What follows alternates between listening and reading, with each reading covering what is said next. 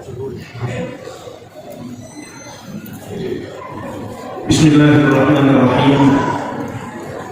Assalamualaikum warahmatullahi wabarakatuh.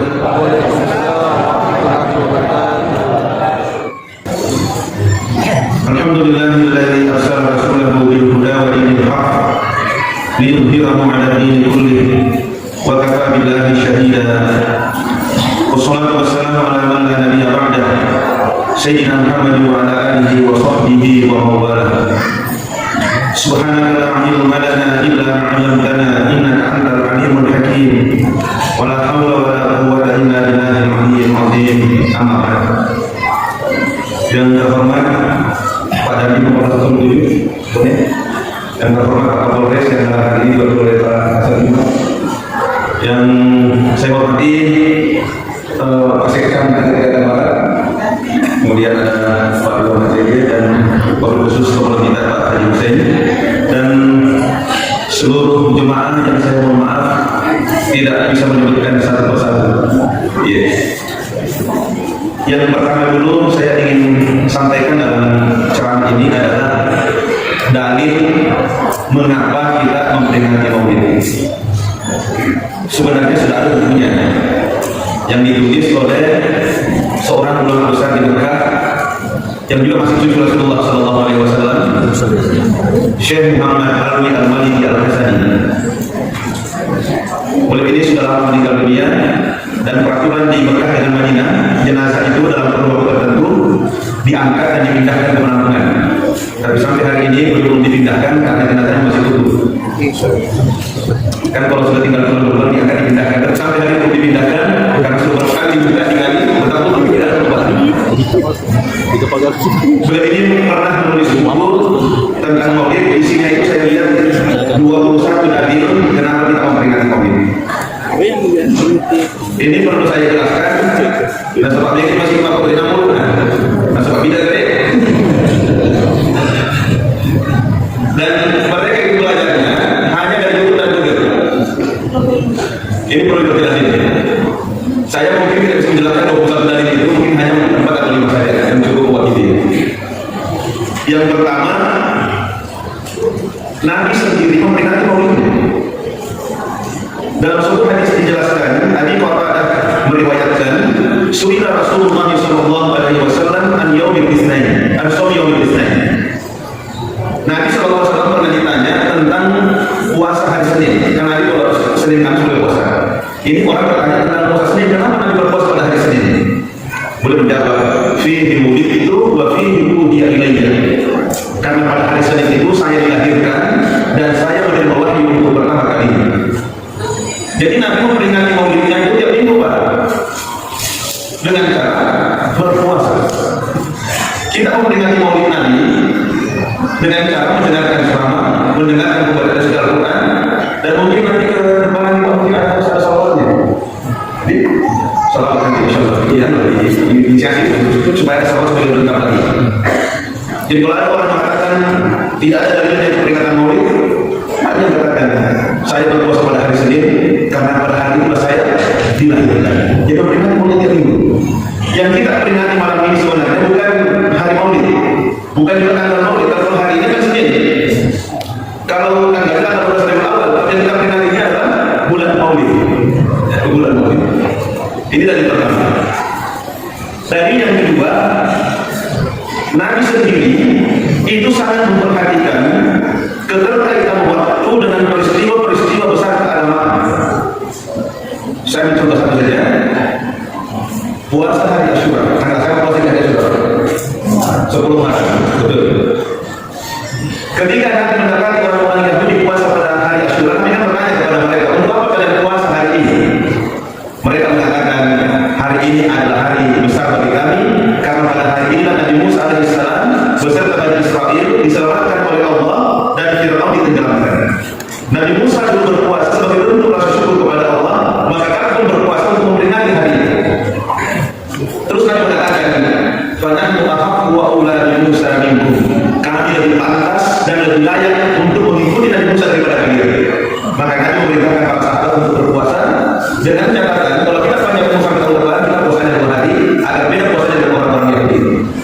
Jadi kita juga puasa bukan hanya Asyura, tapi kita semua tanggal 9. Jadi 9, 10, ada 10, 11. Tapi poinnya adalah peristiwa Asyura ini itu kan peristiwa yang berkaitan dengan Nabi Musa alaihissalam. Kalau peristiwa yang berkaitan dengan Nabi Musa saja disuruh oleh Nabi untuk diperingati, apalagi peristiwa yang berkaitan dengan diri beliau, harusnya betul-betul diperingati. Kan dari seluruh Nabi dan Rasul yang jumlahnya kita tidak tahu karena dalam Al-Quran dikatakan minhum qasasnahum alaik wa minhum la naqsus alaik. Ada yang kami ceritakan, ada yang tidak kami ceritakan kepadamu. Yang diceritakan itu 25 ada Al-Quran. Walaupun ada riwayat bahwa Nabi pernah mengutus 124.000 Nabi. Yang diceritakan Al-Quran ada 25. Dari 25 itu dipilih lagi 5 Nabi belum asli yang memiliki tingkat kesabaran yang dimiliki bagi Nabi yang lain. Dan dari 5 ini dipilih lagi 1 Sayyidul Anbiya wal Mursalin, pembunuh dan segala nabi dan rasul, yaitu Nabi kita Nabi Muhammad sallallahu alaihi wasallam. Bayangkan itu, kalau peristiwanya Nabi Musa saja disuruh oleh Nabi diperingati, harusnya peristiwa yang berkaitan dengan Nabi kita dulu diperingati. Mungkin Bapak Ibu bisa baca juga bukunya Ustaz Abdul Samad, UAS 37 masalah populer itu. Kalau beliau itu ayat yang pertama dia disebut sebagai dalil, wa dzakirhum bi ayyamillah. Ingatkanlah mereka dengan hari-hari Allah. Jadi umat Islam ini harus diingatkan hari-hari Allah. Di sini belum boleh tafsir yang mana hari-hari Allah itu. Semua hari yang berkaitan dengan peristiwa-peristiwa keagamaan itu adalah hari-hari Allah. Harus diingatkan kepada manusia. Makanya dulu waktu saya silaturahim ke Burda almarhum Musa Sibato, saya berusaha untuk datang kepada beliau masih hidup, selalu datang minta nasihat. Waktu itu saya menjabat sebagai pimpinan pondok. Saya minta nasihat. Salah satu nasihat beliau itu kepada saya, jangan pernah melewatkan peringatan hari-hari besar Islam. Maulid, Isra Mi'raj, Satu Muharram itu harus diperingati, mengingatkan umat Islam. Jangan malu saja, supaya mereka apa yang terjadi? Wadzakirhum bi ayyamillah. Ingatkan mereka hari-hari Allah. Ini dari yang kedua. Yang ketiga, di dalam Al-Quran disebutkan wa kullan naqussu 'alaika min anba'ir rusuli ma nuthabbitu bihi fu'adak. Demikianlah kami kisahkan nabi-nabi terdahulu kepada Muhammad untuk apa tujuannya? Untuk menguatkan imanmu, menguatkan hatimu. Rasulullah SAW dikuatkan imannya, dikuatkan hatinya oleh Allah dengan cara dikisahkan kisah-kisah nabi terdahulu. Kalau Nabi saja perlu dikuatkan imannya dengan mendengarkan kisah nabi terdahulu, harusnya kita lebih penting untuk dikuatkan imannya dengan mendengarkan kisah nabi sendiri. Kapan itu didengarkan kisahnya? Maulid. Bahkan kalau kita bukan hanya dikuatkan imannya, diperbaiki malah. Kenapa mau diperbaiki? Karena jujur saja, ini saya mohon maaf, jangan pernah menunjuk orang lain. Ini periksa diri kita sendiri. Banyak kata-kata orang beriman disebut dalam Al-Quran, justru kata-kata itu tidak sama kita. Sebaliknya, ketika Allah menyebutkan kata-kata munafik, kenapa ada sama kita? Saya mau bacakan tanda-tandanya Pak, tapi jangan dulu karena periksa diri kita sendiri. Tanda-tanda orang beriman. Qad aflahal mu'minun alladzina hum fi shalatihim khashi'un walladzina hum 'anil lagwi mu'ridun. Sungguh beruntunglah orang-orang beriman itu. Siapa mereka? Satu tandanya, alladzina hum fi shalatihim khashi'un, yang khusyuk dalam salatnya. Pertanyaannya, apakah salat kita sudah khusyuk? Tidak usah dijawab. Hati kita saja. Ya khusyuk lagi enggak? Oh dia dari Abu khusyuk. Karena itu adalah orang beriman. Yang kedua, walladzina hum 'anil lagwi mu'ridun, mereka berpaling dari hal yang sia-sia. Kalau dalam hadis Nabi katakan, min husni islamil mar'i tarkuhu ma la ya'ni. Di antara kesempurnaan Islamnya seseorang itu adalah meninggalkan hal-hal yang tidak bermanfaat. Jadi kalau puji buku ide kan mana? Catat buku itu betul. Catat buku agama. Ada contoh berapa kira-kira? Berapa?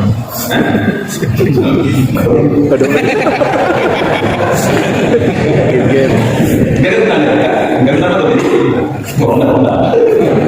Ya boleh sekali-sekali, tapi kalau maklum itu demi. Nah, kalau subuh di harus mesti dia. Baru umur nanti ada apa ya? Mencari Kita pukul lebih, ada pukul. Tadi ingat ini. Tanda-tanda orang beriman meninggalkan hal-hal yang tidak bermanfaat. Jadi kalau dipukul, aku menangis. Di peninggalan itu pukul. Kalau satu pukul mobil berarti keislaman kita masih cacat. Jadi dia betul muslim. Dia balik kan beriman yang lain sekolah enggak itu. Innamal mu'minuna alladzina idza dzukirallahu wajilat qulubuhum. Surah Al-Anfal. Sesungguhnya orang-orang beriman itu adalah satu tandanya orang yang apabila disebutkan nama Allah berdetak hatinya. Enggak, tinggal di dalam pola itu. Jujur saja Pak, kadang-kadang benar. Maklum baik ada dan tidak ada. Tidak adanya. Tidak ada lebih banyak. Dia boleh pertama dulu. Wa idza tuliyat 'alaihim ayatuhu zadatuhum imanan. Apabila dibacakan ayat-ayat Allah bertambah keimanannya. Benar. Harus diterima baca. Kemudian ditambahkan betul. Itu tanda-tanda orang beriman. Jujur saja ada dan tanda-tanda itu tidak ada sama sekali. Sekarang kita ada tanda-tanda munafik. Apa tanda munafik? Oh, tidak ada. Yang hadis tidak. Kalau dalam hadis tidak ada kata kalau berbicara dia bohong. Yang kedua, wa idza wa'ada apa kalau berjanji menyalahi janjinya. Yang ketiga, wa idza tu'mina fana kalau beri amanah janjinya. Itu tanda-tanda di dalam hadis. Coba kita lihat tanda-tanda dalam Al-Quran. Innal munafiqina yukhadi'una Allah wa huwa khadi'uhum. Sesungguhnya orang-orang munafik itu ingin menipu Allah, tapi mereka sendiri yang tertipu. Allah menyebutkan tandanya. Wa idza qamu ila sholati qamu kusala. Apabila mereka berdiri untuk salat, mereka berdiri dengan penuh kemalasan. Tapi kalau tiba mau salat hatinya ingin apa? Kalau tidak apa? Asal sih. Astagfirullah. Itu lagi Pak. Itu ucapan-ucapan menunjukkan bahwa sholat itu adalah sebuah apa ya? Beban berat. Dan ini ucapan munafik benar. Ada bahaya. Orang munafik itu tadi usaha. Langsung banyak lagi. Mana sedih. Membutuh. Yang kedua yuratun nas. Dia masuk paling minta kalau masuk paling. Sekali kali minta ini enggak malah. Umurnya berapa? Dia jawab. Ini tanda-tanda munafik. Munafik itu doi. Jadi benar, jadi termasuk. Wala yadhkuruna Allah illa qalila dan mereka tidak berzikir kepada Allah kecuali sedikit saja. Kan perintah kita dalam ayat yang kita dari Pak Imam. Wallahu dzikran katsira. Berzikirlah kepada Allah dengan sebanyak-banyaknya. Orang berzikir banyak, orang munafik zikirnya sedikit. Ini yang saya maksudkan. Yang saya maksud, kalau Rasulullah SAW itu dikuatkan imannya oleh Allah dengan mendengarkan kisah-kisah Nabi terdahulu. Harusnya kita juga dikuatkan iman kita dengan mendengarkan kisah Nabi kita Muhammad SAW. Karena itu tadi masih banyak kita yang perlu diperbaiki. Masih banyak perlu diperbaiki. Yang keempat, di dalam Al-Quran kita disebutkan, qul bi fadlillah wa bi rahmatihi wa bidzalika falyafrahu. Katakanlah Muhammad, sampaikan kepada umatmu, hendaklah dengan karunia dan rahmat Allah itu mereka bergembira. Jadi Allah memerintahkan kita untuk bergembira kalau menerima karunia dan rahmat dari Allah. Dan di dalam Al-Quran disebutkan rahmat terbesar yang diterima oleh alam raya ini adalah kelahiran Rasulullah SAW. Wa ma arsalnaka illa rahmatan lil alamin. Kami tidak mengutus Muhammad kecuali menjadi rahmat bagi seluruh alam. Harusnya kita bergembira dengan Nabi kita Muhammad SAW karena Allah yang perintahkan. Di dalam kitab Sahih Bukhari dijelaskan bahwa Abu Lahab kenapa?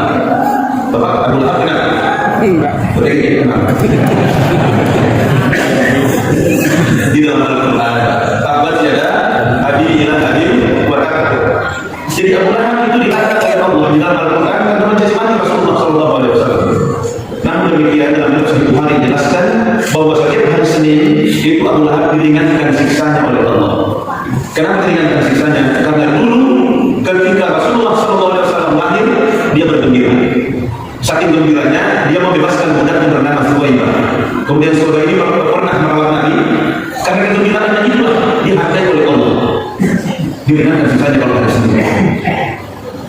Hadis ini banyak dikomentari oleh para ulama, termasuk Syekh Syamsuddin Al-Dimashqi mengatakan kalau seorang kafir saja yang sudah jelas-jelas dilaknat oleh Allah dalam Al-Quran mendapatkan berkah dalam tanda petik, mendapatkan keberkahan, apalagi seorang mukmin yang bergembira sepanjang hidupnya kepada Nabi-Nya Nabi Muhammad SAW, dan itu keberkahan yang besar. Saya kira itu saja dari ini, jadi tidak usah bilang peringatan maulid, ya. Tapi saya juga heran orang yang melarang peringatan maulid, kalau organisasinya peringati ulang tahunnya tidak ada yang minta tadi, kalau maulid minta tadi. Kalau organisasinya, tokohnya, bahkan Pak Saudi itu, tukang, saya sebut namanya, itu 1 minggu peringatannya. Maulid Nabi dilarang, tapi kalau tokohnya 1 minggu peringati. Sila di mana nikahnya ini? Kalau Nabi nya tidak ada. Rasulullah SAW dilahirkan pada suatu masa yang disebut masa jahiliyah. Pada zaman jahiliyah lahirlah seorang nabi akhir pada zaman jahiliyah.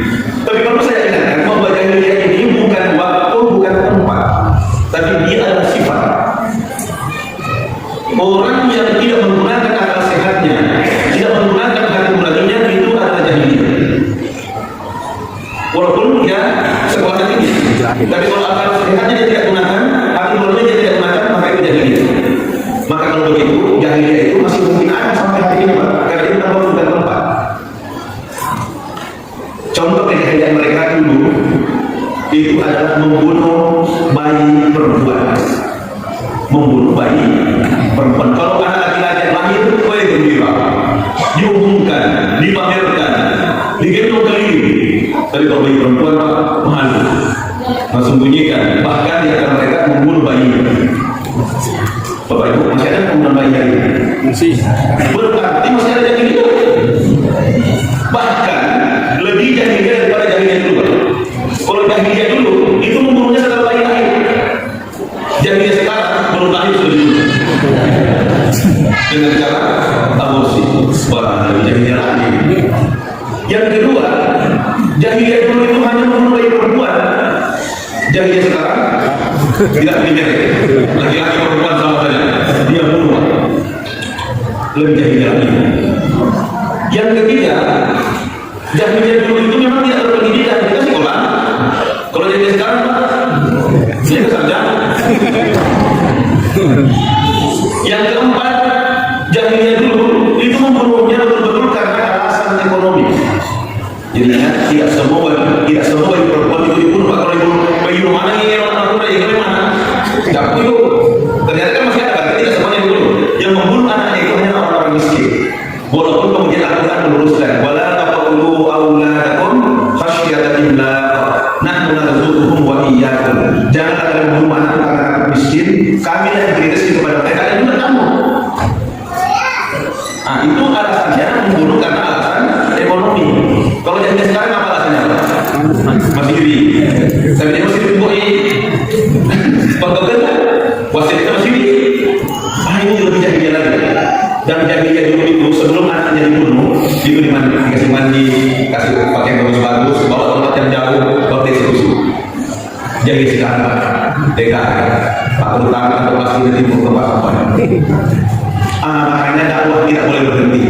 Dakwah tidak boleh berhenti karena kejahilian masih ada. Bahkan belum lama Rasulullah SAW wafat sudah muncul Nabi palsu.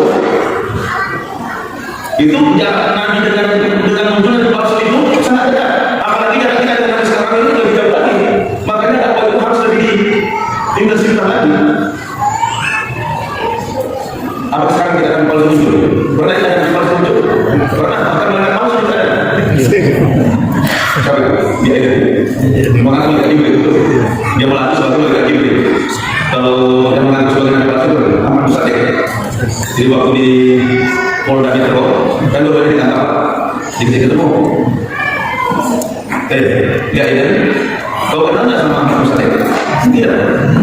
Di gimana cara mereka itu tidak kenal sama nabinya? Kau kenal sama dia? Tidak. Kau juga ikut betul palsu. Masa nabi dia kenal sama mereka? Harusnya mereka kenal sama nabi, kenal sama mereka berarti kalian ikut betul palsu dua-duanya ini. Jadi ini Pak, jangan terus jalan kan itu tadi. Hal-hal yang bisa merusak agama ini banyak sekali bisa merusak. Kembali kepada Rasulullah Sallallahu Alaihi Wasallam. Beliau ini dipuji dan disanjung oleh Allah. Wa innaka la'ala khuluqin 'adzim. Tentu betul-betul dalam budi pekerti yang agung. Dan coba perhatikan tadi ayat yang dibacakan oleh Ustaz tadi. Ya ayyuhan nabi. Jadi Rasulullah Sallallahu Alaihi Wasallam itu tidak pernah dipanggil oleh Allah, tidak pernah diajak bicara oleh Allah dengan menyebut namanya. Berbeda dengan Nabi yang sebelumnya. Ya Adam, ya Nuh, ya Musa, ya Ibrahim, ya Isa, harus disebut namanya. Tapi di dalam Al-Quran tidak ada yang tidak. Kenapa? Karena Nabi kita ini di hari ini dimuliakan dan dihormati oleh Allah Subhanahu Wa Taala. Jabatannya disebut ya ayyuhan nabi. Ada kondisinya ya ayyuhal mudaththir, ya ayyuhal muzammil. Tidak pernah disebut namanya langsung ya Muhammad.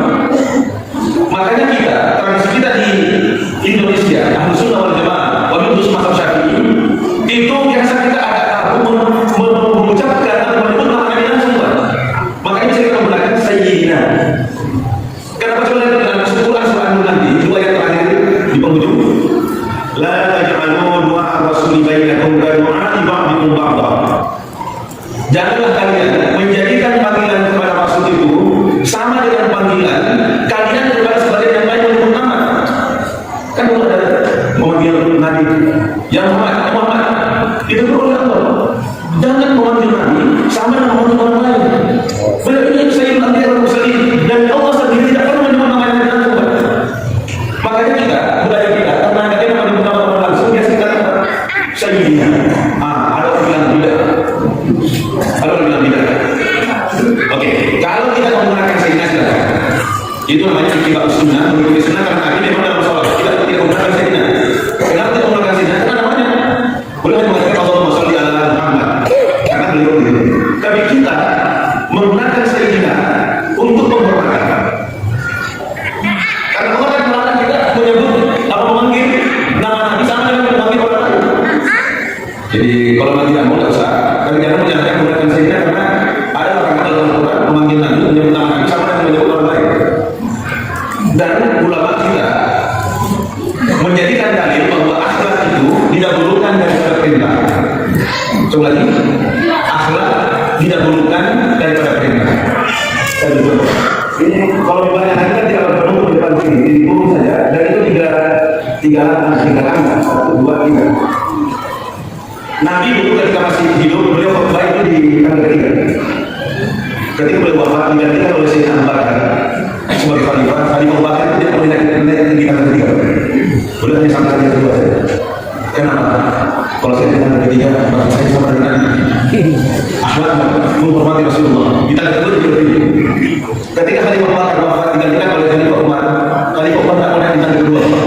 Di tanggal satu dia khutbah. Karena menghormati, banyak yang mereka akhlaknya menjaga akhlak. Bahkan dalam riwayat satu sholat dua imam, baca hadisnya. Kan waktu itu Nabi sakit, sehingga tidak bisa keluar dan waktu sudah lama menunggu, sehingga bilang paman. Naiklah Abu Bakar menjadi imam subuh. Nabi merasa baikkan, Nabi keluar dari kamarnya, melihat Nabi keluar, Sayyidina Abu Bakar menunggu jadi imam. Dikasih oleh teman. Terus tapi dia tetap mundur dan akhirnya Nabi menjadi imam. Digantikan oleh Abu Bakar, digantikan oleh Nabi menjadi imam karena Abu Bakar mundur. Setelah selesai sholat, ditanya, kenapa mereka tidak lanjutkan? Saya kan suruh. Apa kata Sayyidina Abu Bakar? Tidak pantas putra di Bapak berdiri karena Rasulullah SAW. Itu akhlaknya, menjaga akhlak. Jadi kita juga menggunakan Sayyidina sebagai bentuk penghormatan, menjaga akhlak, menjaga etika kepada Nabi kita Muhammad SAW. Tapi memang dalam hal ini menggunakan kata Sayyidina itu terbagi tiga. Ada yang tidak mau mengucapkan Sayyidina baik dalam sholat maupun di luar sholat. Tidak mau. Karena itu jangan bilang. Silakan apa. Yang kedua, menggunakan Sayyidina baik dalam sholat maupun di luar sholat. Karena sebagai bentuk penghormatan kepada Rasulullah. Yang ketiga, ini jalan tengah. Menggunakan Sayyidina di luar sholat, tapi kalau dalam sholat tidak menggunakan Sayyidina. Jadi kalau tahiyat ini, Allahumma sholli ala Muhammad wa ala ali Muhammad, kama shollaita ala Ibrahim wa ala ali Ibrahim. Itu kalau dalam sholat. Termasuk ketika Wa sallallahu ala Muhammadin nabiyyin ummi wa ala alihi wa sahbihi wa baraka wa sallam. Wa sallallahu ala Muhammadin karena tapi ini adalah dinamika khilafiyah, tidak apa-apa. Yang mana kita pakai ada masalah masing-masing ada dalilnya. Yang perlu kita waspadai adalah jangan saling mengkafirkan. Kalau sekedar khilafiyah saja, perbedaan pendapat tidak ada masalah. Karena dari dulu juga dari zaman sahabat sudah mereka berbeda dan Nabi memberikan toleransi tentang perbedaan itu. Tidak usah dibesar-besarkan. Yang perlu kita waspadai adalah saling mengkafirkan karena kata kafir ini kalau keluar dari mulut dilemparkan kepada sesama muslim, maka kata kafir tidak akan kembali kecuali memberi salah satu. Jadi misalnya maka dari kafir itu bertelur kafir itu ternyata di sisi Allah orang itu tidak kafir Pak, maka yang kafir yang mengucapkan itu bahaya sekali. Jangan mengucapkan kata kafir kepada sesama muslim. Nah sekarang ini ada orang sedikit mengkafirkan muslim orang. Itu saya kaget dikirim tulisan di WA. Umat Islam di Indonesia tinggal 3%. Kenapa bisa? Nah, data dari Intel saya terima, itu Indonesia masih 86%. Kenapa tinggal 3%? Dia bilang, karena 83% sudah dikafirkan sama yang 3%. Jadi tinggal 3% masih saja yang dikafirkan. Saya bilang ini yang bahaya kalau mau takfir ini mengkafirkan sesama muslim. Nabi dan para sahabat sibuk mengislamkan orang, dia sibuk mengkafirkan orang. Bahaya sekali. Sekali lagi, kalau sekedar perbedaan fikih ada masalah. Saya ketika menghadapi di mahasiswa, saya suruh coba sebutkan masalah khilafiyah yang kalian tahu. Dia sebutlah pun subuh atau tidak. Tapi dalam 20 buat aja. Dan masing-masing mahasiswa itu hanya bisa mampu menyebut 10 khilafiyah. Saya kasih tahu antara Imam Syafi'i dengan Imam Malik itu jumlah khilafiyahnya dalam urusan ibadah dan muamalah itu lebih 6.000. Kaget. Benar Pak? Jangan lupa masalah itu besar. Antara Imam Malik dengan Imam Abu Hanifah itu lebih 12.000 kasus. Tapi catatan peneliti di situ, catatannya peneliti, para ulama ini tidak pernah saling menyalahkan. Mereka saling menghargai, saling menghormati, bahkan kadang-kadang pernah mengorbankan pendapatnya demi menghargai saudara. Luar biasa akhlak mereka, luar biasa akhlak mereka. Kenapa sekarang orang kalau berbeda pendapat bertentang? Oh, karena ulama. Jauhnya sebenarnya karena bukan ulama. Kalau ulama harus saling menghargai. Sekali lagi, yang penting jangan saling mengkafirkan. Saya teringat ini, kelompok takfir ini, jangan maksudnya ini sangat berbahaya. Ya, kenapa sangat berbahaya? Karena inilah yang memecah belah bangsa. Lihat Timur Tengah hari ini. Saya pernah tinggal di Mekah tahun 97 sampai 98. Saya satu rumah dengan orang Yaman, bertetangga dengan orang Yaman. Zaman sekarang yang sekarang kan perang. Jadi, kalau sesama muslim perang, utamakan muslim, selatan muslim. Kenapa saya perang dengan sesama muslim? Selatan bilang sana kafir, selatan bilang sana kafir. Wah, ini yang saya maksud itu. Menjadikan agama sebagai justifikasi untuk saling membunuh, saling mengkafirkan. Dan ini terjadi juga hari ini di Suria, saling mengkafirkan. Dan ini kalau masuk di Indonesia itu bahaya. Betul. Dan sudah masuk sedikit disebutkan berbeda bunyi masjid langsung dia bilang begini balik semua saja pergi masjid pergi sama sholat itu terus ada bilang tenang bro sholat itu nomor 2 langsung dia marah apa bilang sholat nomor 2 kenapa boleh apa masalah kan siapa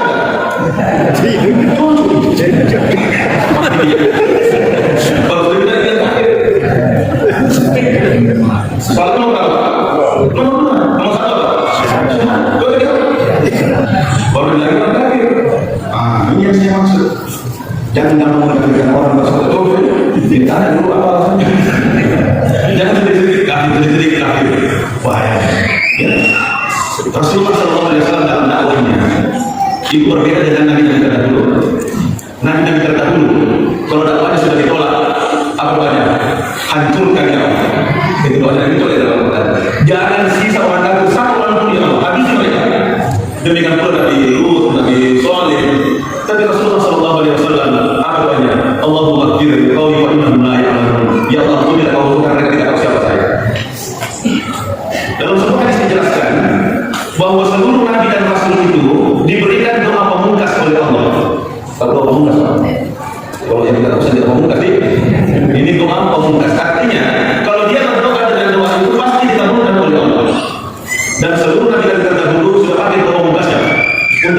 rumahnya sendiri. Kalau capek berdakwah, ditolak, hancurkan ya. Dan kita tuh dibaca buku, tapi Nabi kita tidak menggunakan doanya. Kata Arif, kata Arif, kapan mau dipakai? Nanti di hari kemudian. Di hari kemudian akan digunakan. Untuk apa? Memberikan syafaat pertolongan kepada umatnya. Luar biasa itu Nabi kita Muhammad SAW. Hati dan pikirannya itu selalu umat yang selalu dipikirkan. Bahkan sampai menjelang wafatnya, yang diingat bukan istrinya, Pak. Bukan anak yang diingat, tapi dia siapa? Umat. Kita diingat.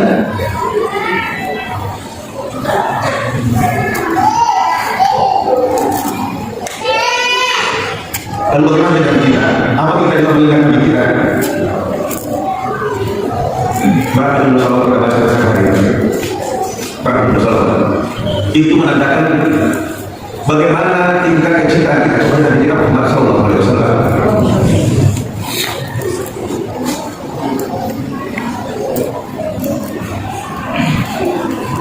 Melalui platform ini, saya mengingatkan jemaah yang belum mengamalkan untuk menjadikan sholawat ini sebagai wirid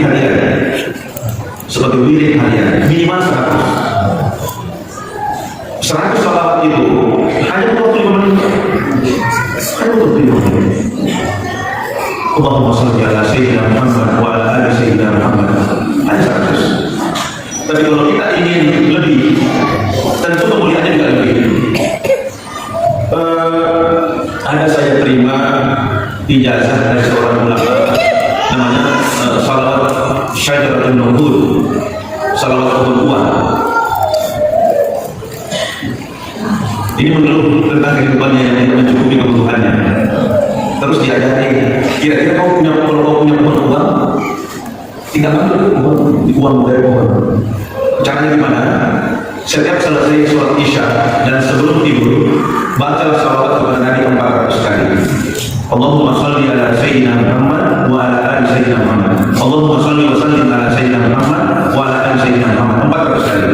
Insyaallah rezekimu akan dilancarkan oleh Allah Subhanahu wa taala seperti engkau punya pohon buah. Mungkin kita tidak menyimpan uang banyak, tapi kita butuh ada. Ibu, mana yang bagus? Banyak atau cukup? Cukup atau banyak? Yang kita cari yang cukup. Buat apa yang kita cukup? Ya, yang kita cari yang cukup. Salah satu caranya adalah memanfaatkan keberkahan sholawat tadi, membaca sholawat kepada Nabi setelah sholat isya dan sebelum tidur 400 kali. Allahumma shalli wa sallim ala sayyidina Muhammad wa ala ali sayyidina Muhammad. Ada yang pernah protes kepada saya ketika saya mengutip ceramahnya Ustaz Yusuf Mansur tentang sedekah. Kalau kita bersedekah di jalan Allah, termasuk yang dikritik sama saya adalah salawat tadi. Dia bilang kalau kita bersalawat kepada Nabi harus ikhlas, tidak boleh mengharap dunia, tidak boleh mengharap sesuatu kecuali Allah. Termasuk ketika bersedekah. Kan saya cerita ini ya, cerita sedekah bahwa kalau kita bersedekah di jalan Allah itu pasti digantikan oleh Allah minimal 10 kali lipat, bahkan 700 kali lipat. Bapak Ibu, Ustaz Yusuf Mansur itu kehebatannya kalau memberikan ceramah tentang sedekah, itu ibu-ibu bisa lepas semua itu cincin, gelang, kalung, isi dompet, habis semua dari sedekah. Saking hebat untuk motivasi. Makanya ibu yang sudah pengalaman, kalau saya cuma ceramah dan pakai mas, yang potong habis dulu. Seperti biasa kita menyampaikan ceramah motivasi orang untuk bersedekah, bahwa apa yang kita sudah sedekahkan di jalan Allah pasti digantikan oleh Allah minimal 10 kali lipat, bahkan 12 kali. Ternyata di antara jemaah itu ada yang punya uang 70 juta. Sebenarnya itu uang untuk renovasi rumah dan tidak cukup karena dia masih banyak 350 juta. Mendengar ceramah Ustaz bahwa kalau kita bersedekah di jalan Allah pasti digantikan oleh Allah minimal 10 kali lipat, langsung jalan matematikanya. Iya. 70 juta. Kalau saya sedekahkan di jalan Allah diganti 10 kali lipat. Menjadi 300 juta. Tidak. Dia renovasi rumah 350 juta lebih. Sedekah 70 juta. Begitu pula aja, banyak kita pula aja. Menunggu. Tiba-tiba rumahnya kebakaran. Kemana rumahnya? Bagaimana caranya cerdas Ustaz? Karena kalau kita bersedekah di jalan Allah, digantikan 10 kali lipat, saya diganti, mana rumah habis?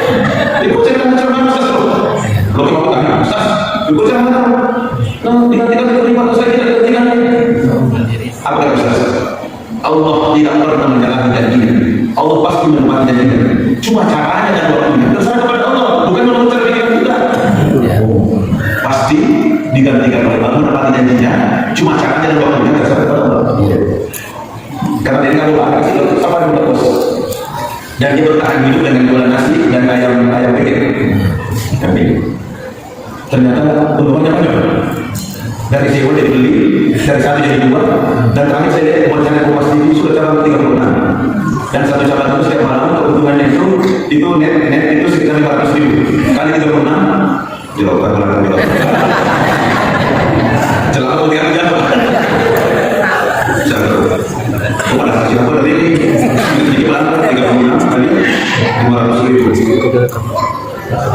18 juta satu malam, posible 541 bulan penghasilannya, dan itu berlanjut terus. Saya malah dia sudah buka cabang Malaysia. Berapa yang dia buat? 700 juta. Lalu itu biliar dari mana? Sekarang saya tanya, boleh tidak bersedekah dengan niat digantikan oleh Allah berkali-kali lipat? Ikhlas tidak? Jawab. Orang yang bersedekah dengan seperti ini ikhlas atau tidak? Tidak ikhlas. Kalau saya mengatakan ikhlas, karena definisi ikhlas yang saya tahu adalah beramal karena mengharapkan janji Allah. Siapa yang janjikan keuntungan? Allah yang janjikan, Pak. Wal hasanatu bi asyri amsalha. Satu kebaikan kata Allah saya pasti berikan minimal 10 kali lipat. Bahkan janji Allah yang lain 200 kali lipat. Siapa yang janjikan? Allah. Jadi selama kita ingin mengharapkan janji Allah, ini ikhlas, Pak. Tadi kita Bapak Ibu, pemasuk ajarannya terutama surga, maka kita tahu utama neraka, atau karena ikhlas karena Allah. Kenapa kita sholat? Apakah ini masuk surga, atau takut neraka, atau ikhlas karena Allah? Kita mau ya masuk surga ya. Saya masih takut masuk neraka, aku kan. Jadi kalau ada orang yang sholat karena takut masuk neraka, ikhlas atau tidak? Ikhlas karena Allah yang janjikan. Kalau ada orang sholat karena ingin masuk surga, ikhlas tidak? Ikhlas karena Allah yang janjikan. Jadi selama masih dalam koridor janji Allah, itu adalah ikhlas. Yang salah kalau janji manusia bantu tadi dulu, belum habis. Menangkap aku dari proyek. Dari proyek aku, kenapa? Sekali jadi lalu baik. Karena itu pilkada, beda dengan pilkada. Apa yang kalau pilkada, kalau sudah jadi jangan lupa. Kalau pilkada, kalau lupa biasanya jadi.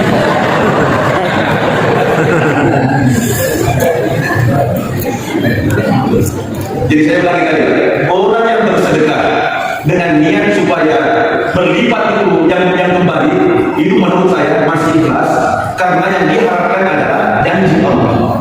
Janji Allah, tidak ada masalah. Tidak ada masalah.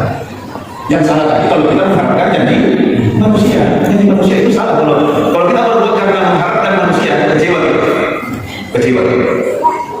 Karena manusia itu punya keterbatasan, termasuk ketika kita tolong. Kan dalam Al-Quran, ya ayyuhalladzina amanu ista'inu bis-sabri was-salati wa beriman, minta tolonglah kepada Allah dengan sabar dan salat. Jadi kalau perlu sabar, elok itu boleh. Kita masih ini. Kenapa? Karena kalau kita akan kepada manusia, minta tolong kepada manusia, pertolongan belum tentu datang, kehormatan sudah hilang duluan. Karena kita akan minta apa? Sudah kehormatan hilang. Kehormatan sudah hilang. Tapi tak kepada Allah dulu. Ya. Curhat. Terutama dalam sholat akhir. Itu kemudian paling dulu. Bahas apa saja? Dari masih di sini pernah kan saya tinggal di Samata dekat kampus UIN, cari teman dekat situ. Terus di samping rumah ada tanah kosong karena bakal dibangun oleh developer. Mau kami universitas lagi ya, semua begitu. Perbedaan kamu universitas semua itu. Harga 13 kali 15. Waktu itu terus ada 15 tahun yang lalu. Harganya 50 juta, hampir kurang sedikit 50 juta. Minggu 20 juta setengah. Kira-kira kita tuh kali tadi 20 juta nasi. 20 lebih. Betul kan kamu dari orang buat berbahan Allah. Sehingga tinggal 3 minggu. Wah, dibagi 2 minggu mana? 1 minggu. Gue tambah khusus sholat. Tinggal lebahan. Di Iya, apa saran bang? Macam ini. Ibu orang semua ni sih. Boleh buat ada ibu masih gila. Tak kasih dia tu. Macam kita. Boleh buat ada ibu orang masih gila. Tak kasih dia. Saya ini Allah Maha Kaya Maha Kuasa. Kalau engkau yang mau jawab tidak ada. Kau pun jawab. Tak kasih dia. Hari dua. Tiba-tiba ada telepon. Ustaz, itu kata tadi kan, gimana? Berapa kali orang tahun awal itu dulu tanah saya beli menolong teman, tapi aku tidak benar. 20 juta beli 20 juta. Nah ini orang apa 94 juta apa? Ya masa dulu 50 juta aja. Selesai itu Ustaz. Bicara begini apa bicara? Tak sedikit. Saya selesai dua hari sebelum deadline Pak. Selesai itu sholat minta tolong kepada orang yang sholat. Akhirnya sholat itu luar biasa. Bantah dengan ihram Allahu Akbar. Allahu Akbar. Yang besar cuma Allah. Yang lain itu kecil, dunia kecil, masalah kecil, utang kecil. Kecil apa? Kecil. Allah yang besar, yang besar cuma Allah. Kecil. Sebelum kita baca surah Al-Fatihah, kita baca surah Al-Fatihah dalam hadis dikatakan Allah menjawab setiap ayat yang kita baca. Bismillahirrahmanirrahim. Allah menjawab zakarani abdi hamdahu wa ni'mahu. Alhamdulillahirabbil alamin. Allah menjawab hamdahu wa ni'mahu. Sampai ketika kita membaca Iyyaka na'budu wa iyyaka nasta'in. Hanya kepadamu. Hanya kepadamu ya Allah. Kita tidak mengatakan hanya kepadanya. Kita mengatakan hanya kepadamu, Iyyaka, tidak mengatakan Iyyaka hanya kepadamu ya Allah kami menyembah, dan hanya kepadamu kami memohon pertolongan. Iyyaka ini, terhasil Iyyaka na'budu wa iyyaka nasta'in. Berarti mereka apa? Hanya kepadamu. Tapi kita tinggal wah, hanya kepadamu kami menyembah, dan kita tinggal siapa yang kita sembah? Iyyaka na'budu wa iyyaka nasta'in. Hanya kepadamu kami menyembah, dan hanya kepadamu kami memohon pertolongan. Niatkan pertolongan apa kita lakukan? Tak usah dijelaskan, tidak perlu ucapkan yang lain dalam hadis. Belum lagi ketika duduk di antara sujud, ada tempat duduk di antara sujud. Rabbi firli, warhamni, wajburni, warfa'ni, warzuqni, wahdini, wa'afini, wa'afani. Rabbi firli, Allah ampuni aku. Warhamni, kasihani aku, wajburni, untuk kekurangan, warfa'ni, angkat derajat, warzuqni, beri aku rezeki, wahdini, beri aku petunjuk, wa'afini, sehatkan aku, wa'afani, makan.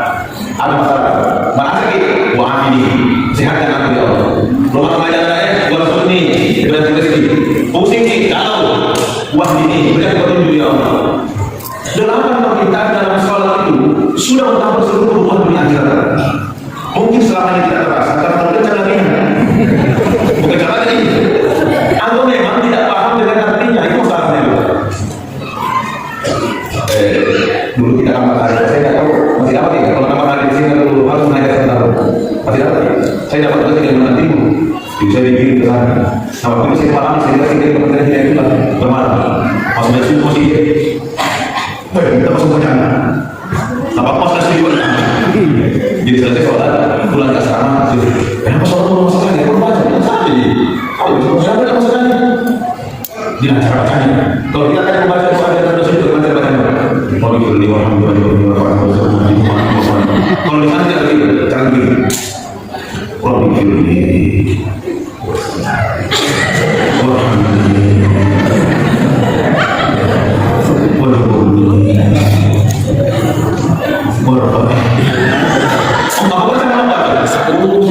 dan saya ini yang betul saya ini karena namanya orang meminta harus membalas. Saya tidak boleh mengatakan dari sekali minta terasa. Itu permintaan kita sekali Pak dari sahabatnya saya sudah minta. Itu salahnya permintaan kita. Dia salahnya Ustaz.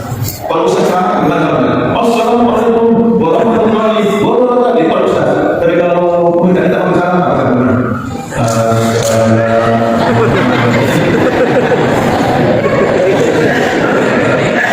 Karena dia tahu namanya orang meminta harus membalas saya untuk dikasih.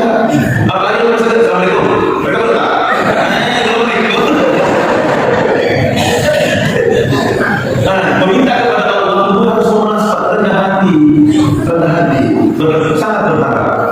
Jangan kita, saya kadang malu sama Nabi kita Muhammad Sallallahu Alaihi Wasallam. Masih ditanya. Dalam sebuah riwayat Nabi datang sholat jamaah subuh, mukanya agak pucat. Terus ada sahabat bertanya, ya Rasulullah, kayaknya Tuhan kurang sehat ya. Saya dari yang Tuhan dari wajah agak pucat. Nabi bilang, saya agak kurang sehat dari malam. Makanya sholat tahajudnya itu tadi hanya membaca 7 surah yang panjang saja. 7 surah yang panjang. Yuk kita lihat. 7 surah yang panjang. Al-Baqarah, Ali Imran, An-Nisa, Al-Ma'idah, Al-An'am, Al-A'raf, Al-Anfal. 9 juz, 4 halaman. Salat tahajudnya Nabi 9 juz, 4 halaman. Sama dalam kondisi kurang sehat. Kira-kira Bapak dalam kondisi sehat siapa?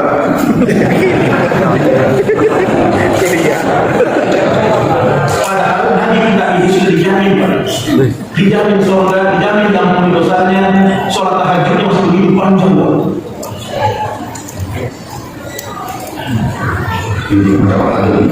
Makanya itu belum lagi sujudnya, Pak. Ruku dan sujudnya satu kali sujud itu kata Aisyah radhiyallahu itu lamanya kira-kira sama kalau kita membaca 50 ayat. Lamanya satu kali sujud. Oh, luar biasa ibadah beliau. Makanya kalau 9 juz dibaca itu Aisyah juga menceritakan itu nanti kadang kita bengkak karena lama berdiri dalam sholat. Saya tahu di jemaah ini juga ada yang ketika saya bengkak, tapi bukan karena sholat tahajud, karena asal pulang. Mari istighfar, Pak saya tuh bisa tuh lagi ya. Terus ada saya musik. Tapi ini Pak, mudah-mudahan dengan mendengar kisah seperti ini kita jadi malu. Jadi malu. Nabi sudah diampuni dosanya, diberikan jaminan oleh Allah. Sholat tahajudnya luar biasa. Si Jani, kita bisa terakhir tambah 5 menit atau 10 lah sampai jam 9 insya Allah. Terakhir sebagai penutup ini, sebagai tanda bukti kecintaan kita kepada Nabi kita Nabi Muhammad SAW. Tadi sudah saya sampaikan tadi, menjadikan salawat sebagai lirik harian minimal 100. Kalau misalkan bisa dibeli, kalau misalkan dibeli pasti ada makin banyak karena Nabi kata Allah sallallahu alaihi wasallam sallallahu alaihi wasallam. Barang siapa bersalawat kepada Nabi sallallahu alaihi maka Allah akan bersalawat kepadanya 10 kali. Jadi kalau salawat itu 1, pengalaman salawat itu 10 kali. Jadi kesamaan saja. Yang kedua, menghidupkan sunnah-sunnahnya. Termasuk yang terakhir menjaga sholat jemaah di waktu di masjid itu sunnah Nabi. Menjaga sholat sunnah tahajud, duha, qabliyah pasti dijaga semua.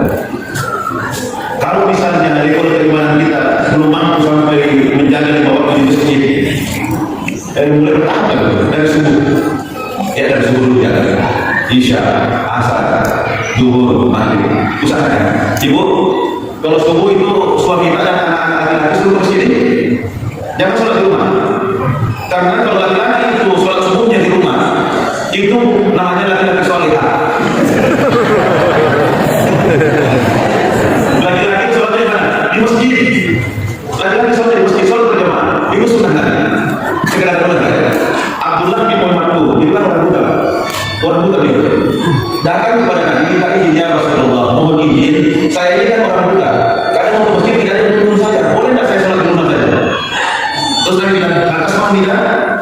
Kau dengarkan azan tidak? Dia bilang kalau azan saya cari Rasulullah, kalau saya tidak terlalu jauh. Apa kata Nabi? Kalau begitu, kau sholat di rumah, kau pergi ke masjid, jawab dengan azan itu. Oh ya betul. Orang buta saja tidak dikasih keringanan untuk sholat di rumahnya karena mendengarkan panggilan azan. Kira-kira kalau kita datang minta ini sama Nabi ya Rasulullah semuanya di rumah, pasti tidak dikasih di masjid. Sholat berjamaah. Dan luar biasanya sholat berjamaah itu, sholatnya pasti diterima. Karena yang pertama diberikan imam. Kalau imam sudah diterima sholatnya, diterima mana itu? Diterima mana? Bagaimana kalau imam mulai sholatnya tidak diterima oleh Allah? Yang belakang imam diperiksa ke kanan. Penggajian diterima mana? Bagaimana kalau tidak diterima ke kiri lagi?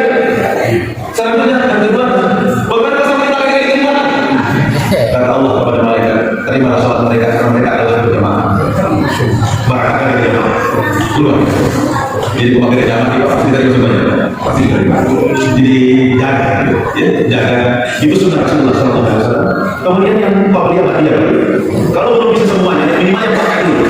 2 rakaat sebelum subuh, 2 rakaat sebelum zuhur, 2 rakaat sesudah zuhur, 2 rakaat sesudah maghrib, dan 2 rakaat sesudah isya. 10 rakaat yang disepakati oleh ulama memakai. Kemudian bagaimana dengan 2 rakaatnya? Karena yang dianjurkan dengan itu maka itu 12. Mana 2 rakaat lagi?